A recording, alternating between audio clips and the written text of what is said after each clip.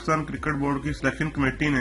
New Zealand کے خلاف 3 میچوں کی T20 سیریز کے لیے 15 رکنی اسکواڈ کا اعلان کر دیا ہے۔ چیف سلیکٹر انضمام الحق نے اسکواڈ کا اعلان کرتے ہوئے بتایا کہ قومی ٹیم کی قیادت سرفراز احمد کریں گے، جبکہ دیگر کھلاڑیوں میں فخر زمان، محمد حفیظ، صاحبزادہ فرحان، بابر اعظم، شعیب ملک، آصف علی، حسین طلعت، شاداب خان، شاہین شاہ آفرین، عثمان خان شنواری، حسن علی، عماد وسیم، وقاص مقصود اور فہیم اشرف شامل ہیں۔ اس کے ساتھ ساتھ آپ کو بتاتے چلے ناظرین